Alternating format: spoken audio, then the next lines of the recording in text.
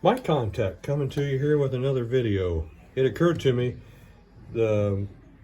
since these Home Depot eyes are a pretty hot topic, let's do some measurements so so you users out there can decide whether you want to use these in your prop or if they'll fit in your prop. So let's do a few measurements because it gets pretty critical when they start getting close together. If you have to cram these two screens together, there's only so much space there.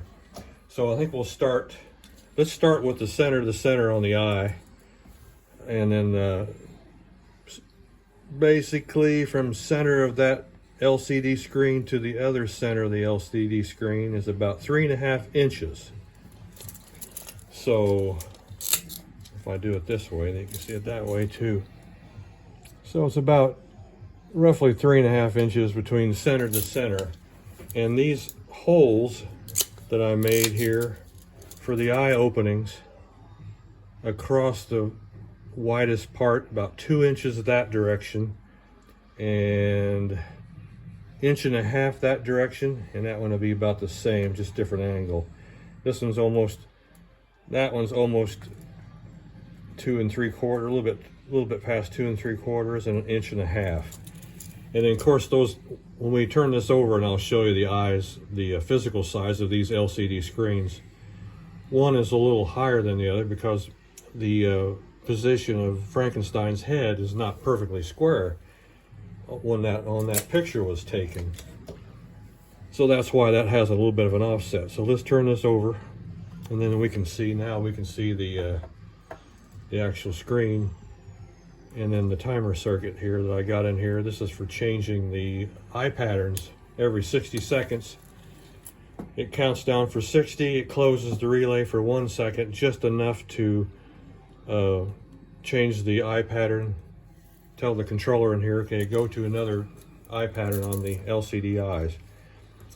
So the outer part of the LCD is about 2.5 inches, and then their width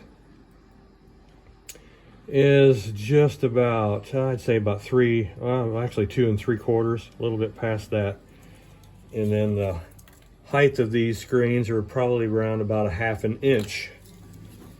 Total width that you'll need, this is about as close as you could ever get them. So without really starting to cram that ribbon connector, the measurement between these two eyes right here, the two LCD screens, that's about 3/4 inch between this. That's the gap between these two. That's about as close as you could ever want to get that without, like I said, without really cramming in this ribbon cable. And that ribbon cable seems to be pretty durable, because when I did that, the other skull from the Tractor Supply, I had just a small area to work in, and I had to really finagle and had to move these babies around a lot, and it didn't hurt anything. So this is pretty flexible stuff, that ribbon is, and then it seems to be able to take a lot of punishment, but still you have to be careful.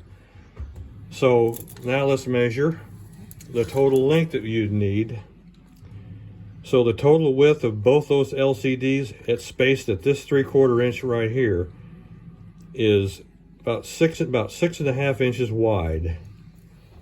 And then of course you can measure this too. That's 3 inches from this, from that screw fastener to this screw fastener here is 3 inches. Same for that one. But that would give you an idea how much area you need inside your prop to be able to fit these particular screens in there. You could take this, if you weren't using these two, if you did need some room, you could cut these two off. You could use a heat knife or something like that to cut those off with. This back white part is part of the sandwich on the LCD screen, so I don't think I'd want to take that apart. Plus, they've got hot glue protecting the wires as they leave the LCD screens, so you really wouldn't want to disturb any of that. because it wouldn't take much of a rip on that ribbon cable to completely destroy it, and where it would make it non-functional, because there's several connections in that little ribbon cable that connect these two LCDs together. And then these are power cabling and such between the two, because you've got backlights that are running in here that's illuminating the display. But that kind of gives you an overall dimensions of what you'd need inside of a prop to be able to insert these screens. And I happen to be using right now a 10 by 10 inch by 10 inch wooden frame, and then it's about it's 3/4 inches thick. So, but that gives you an idea of what you need, because that way you can size it up and say, well, you know, like I did on that Tractor Supply skull when I first saw that. Well, I didn't have these with me, but I had to size it up and say, well, you know, the spacing between there looks about like what I need. And then as long as you don't have any high or low spots, and the flatter area that these can go on to, the better, because that gives that more of effect in the front that you're that you actually are, these eyes are actually what they're supposed to do. You don't get any depth between here and the actual front of the face. Some people mount these and they have all kinds of gaps in there, and I don't like that at all, because then you can see gaps and see up inside there, and so that doesn't look right at all to me. I'd rather have something that's set flat. And if you noticed on the other big skull, the way that was made inside was actually perfectly round, but I just had to build it up with some caulking to get me a nice foundation, so I had something to mount these to. So that's it. That's what you're looking at. And then the total width on the outer eye to the outer eye of the other one, so we got to about what, about 5.5 inches. So hope that helps in that. And these do run on 5 volts. They do pull about 100 and somewhere, I mentioned this in the other video, I think 150 milliamps, and somewhere in there. So actually run them on a power supply. So basically any 5-volt charger that you would have, you know, a cell phone charger or whatever, if it's 5 volts, at least a couple of amps, that would be about 12 watts, would run this thing perfectly fine. So it'll run it even as far down as 4 volts.